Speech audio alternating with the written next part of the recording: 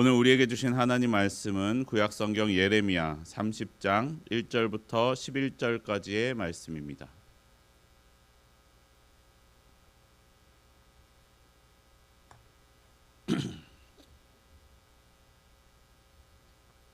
예레미야 30장 1절부터 11절까지의 말씀입니다. 저와 여러분이 한 절씩 교독하겠습니다. 여호와께로부터 말씀이 예레미야에게 임하여 이르시니라.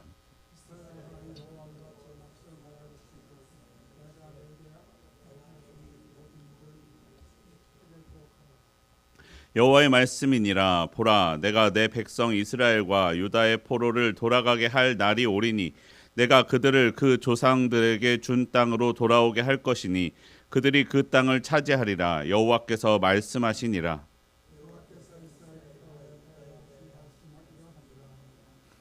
여호와께서 이와 같이 말씀하시되 우리가 무서워 떠는 자의 소리를 들으니 두려움이요 평안함이 아니로다.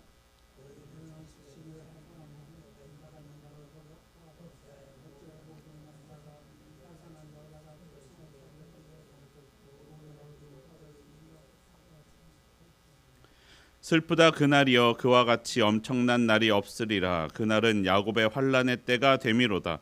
그러나 그가 환난에서 구하여냄을 얻으리로다.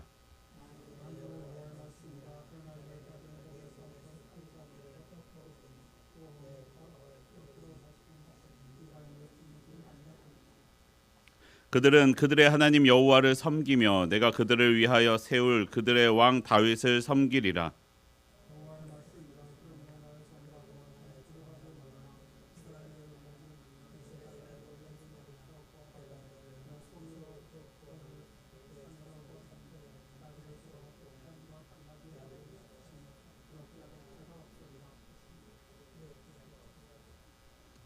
(11절) 말씀 함께 읽겠습니다.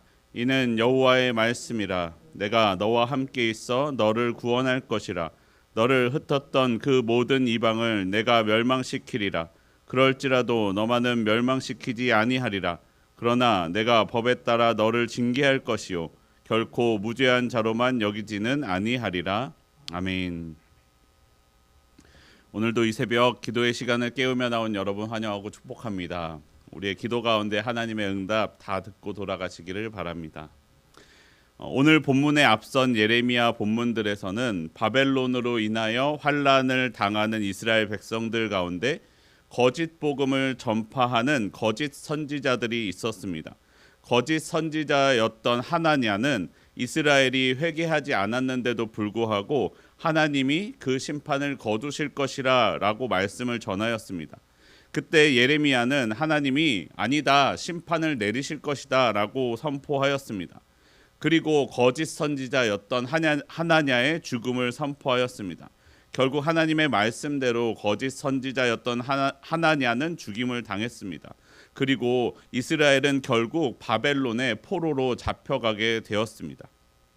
그런데 오늘의 본문 가운데 다시 하나님의 말씀이 선포됩니다.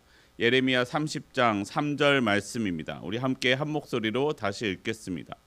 여호와의 말씀이니라. 보라, 내가 내 백성 이스라엘과 유다의 포로를 돌아가게 할 날이 오리니 내가 그들을 그 조상들에게 준 땅으로 돌아오게 할 것이니 그들이 그 땅을 차지하리라. 여호와께서 말씀하시니라. 아멘. 먼저 하나님은 예레미야에게 말씀을 주시고 그 말씀을 기록하라라고 말씀하십니다. 말과 달리 글은 기록하면 다시 바꿀 수 없습니다. 그리고 오랫동안 다음 세대에 전달될 수 있습니다. 하나님이 기록하라라고 말씀하신 것은 그 말씀을 반드시 이루실 것과 그리고 그것을 다음 세대에 전하여 알게 하라라고 말씀하시는 것입니다. 그리고 하나님께서 다시 말씀하십니다. 이 백성 이스라엘과 유다의 포로를 돌아가게 할 날이 올 것이라고 말씀하십니다. 하나님께서 그들을 그들의 조상에게 준 땅으로 돌아가리라라고 말씀하시는 것입니다. 빼앗겼던 그 땅을 다시 찾게 될 것이라고 말씀하십니다. 사실 여러분, 당시의 이스라엘로서는 그 말씀을 이룰 힘이 없었습니다. 6절 이하에서 보시면 이스라엘은 현재 상황 가운데에서도 두려워서 떨고 있었습니다. 남자들이 해산하는 여자와 같이 허리에 손을 얹고 얼굴은 겁에 질려 새파래져 있었던 것이 당시 이스라엘 사람들의 상황입니다. 그들 가운데에는 두려움이 가득 차서 무서워서 떨고 있었습니다.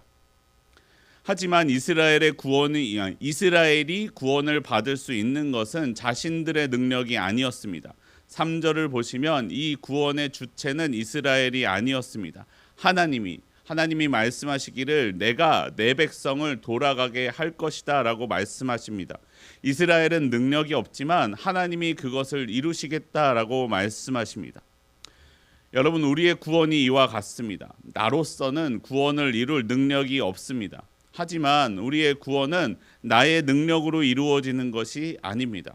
오직 하나님이 베푸신 구원의 복음, 우리 주 예수 그리스도를 믿는 믿음으로 이루어집니다. 나의 능력과 상관없이 예수님의 능력으로 나는 구원을 받습니다. 하지만 사단은 끊임없이 우리 자신을 보게 합니다. 나 자신을 보게 합니다. 죄를 회개하고도 머지않아 다시 죄를 짓는 나를 보게 합니다. 죄를 다시 짓지 말아야지 결단하고도 또 마음을 잃어버리고 실수하고 넘어지는 나를 보게 합니다. 나 같은 죄인은 하나님도 용서하시지 않을 거야 라는 마음을 갖게 하는 것이 바로 사단의 계략입니다. 여러분, 기억하십시오. 우리 하나님이 용서하지 못하실 죄는 없습니다. 우리 예수님의 보혈이 씻지 못할 죄는 없습니다. 그것을 믿으며 주님 앞으로 나아가면 우리는 죄사함을 받습니다. 하나님의 구원을 받을 수 있습니다. 사랑하는 성도 여러분, 주님을 의지하시기를 바랍니다. 그 은혜로 나아가시기를 바랍니다. 그러면 하나님이 나의 구원을 이루어 주실 것입니다. 내가 예수님과 함께 할 때 나는 구원의 길을 걸을 수 있습니다. 나의 힘으로 이룰 수 없는 그 구원을 주님과 함께 할 때 이루어가는 저와 여러분의 삶이 되기를 소원합니다. 하지만 또 오해하지 말아야 할 것은 우리가 거저 용서받는 것은 아니다라는 것입니다. 이 말을 또 조심해서 잘 들어야 되는데, 그렇다고 우리가 그 구원에 대한 어떠한 대가를 지불할 수 있는 것은 또 아닙니다. 구원은 오직 하나님이 베푸신 은혜로 받습니다. 다만 사람은 자신이 저지른 죄에 대한 대가를 치릅니다. 다만 완전히 멸망받지는 않습니다. 포로로 잡혀간 이스라엘이 포로로 잡혀갔어야만 했던 이유는 죄에 대한 하나님의 징계입니다. 하지만 하나님이 완전히 징계하시지 않으시기 때문에 이스라엘은 다시 회복되어 다시 약속의 땅으로 돌아가게 될 것이라 라고 말씀하시는 것입니다. 로마서 8장에서는 이렇게 말씀합니다. 그러므로 이제 그리스도 예수 안에 있는 자에게는 결코 정죄함이 없나니. 하나님의 은혜 아래에 있는 사람에게는, 하나님의 자녀에게는 결코 정죄함이 없습니다. 완전히 멸망시키지 않으신다라는 것입니다. 다만 하나님은 하나님이 사랑하시는 자녀를 징계하십니다. 히브리서 12장에서는 이렇게 말씀합니다. 너희가 참음은 징계를 받기 위함이라. 하나님이 아들과 같이 너희를 대우하시나니 어찌 아버지가 징계하지 않는 아들이 있으리요. 징계는 다 받는 것이거늘 너희에게 없으면 사생자요 친아들이 아니니라. 오히려 아들이기에 징계한다라고 말씀하십니다. 아들인데 징계하지도 않고 용서하는 것은 없다라고 말씀하시는 것입니다. 오늘의 본문에서도 말씀하십니다. 이스라엘은 자신의 죄 때문에 포로로 잡혀갔지만 자신들의 능력이 아닌 하나님의 은혜로 구원을 받게 될 것입니다. 다만 바로 그 일이 일어나지는 않을 것입니다. 왜냐하면 그들에게 징계의 시간이 필요했기 때문입니다. 예레미야 30장 오늘 본문 마지막 절 11절에 이렇게 말씀합니다. 11절 말씀에 이는 여호와의 말씀이라. 내가 너와 함께 있어 너를 구원할 것이라. 너를 흩었던 그 모든 이방을 내가 멸망시키리라. 그럴지라도 너만은 멸망시키지 아니하리라 라고 말씀하십니다. 그런데 거기에 덧붙여서 그러나 내가 법에 따라 너를 징계할 것이요 결코 무죄한 자로만 여기지는 아니하리라 라고 말씀하고 계십니다. 때가 이르면 하나님이 징계의 도구로 사용하셨던 이방 민족들은 반드시 멸망시키실 것입니다. 그리고 이스라엘은 다시 구원하실 것입니다. 그러나 이스라엘에게도 그 이방신을 섬겼던 지었던 죄에 대한 징계가 필요하였습니다. 하나님은 이스라엘을 무죄한 자로 여기지는 않으셨습니다. 왜냐하면 오히려 그들이 하나님의 자녀였기 때문입니다. 제가 처음에 말씀드렸던 앞선 본문에 나왔던 거짓 복음을 전했던 거짓 선지자 하나냐와 다른 점이 바로 이것입니다. 하나냐는 이스라엘이 하나님의 백성이기에 그들이 회개하지 않아도 하나님은 그들을 결코 멸망시키지 않을 것이다 라고 말하였습니다. 이스라엘은 여전히 죄악 가운데 있는데 돌이키지 않았고 회개하지 않았는데 하나님이 그들을 향한 심판을 거두실 것이다 라고 하나냐는 말하였습니다.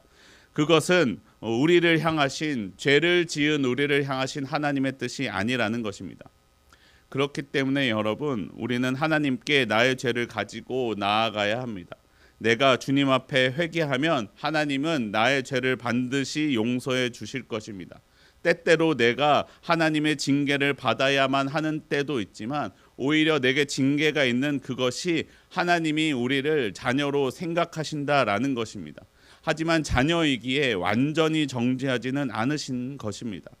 요한계시록 3장 19절에 이렇게 말씀합니다. 물은 내가 사랑하는 자를 책망하며 징계하노니 그러므로 내가 열심을 내라 회개하라 라고 말씀합니다. 사랑하기 때문에 책망하고 사랑하기 때문에 징계하십니다. 그렇기 때문에 열심을 내어 회개하여야 합니다. 사랑하는 성도 여러분, 죄를 가지고 주님 앞으로 나아가십시오. 예수님의 보혈이 씻지 못할 죄는 없습니다. 하나님은 미쁘시고 의로우사 회개하는 나를 용서하여 주실 것입니다.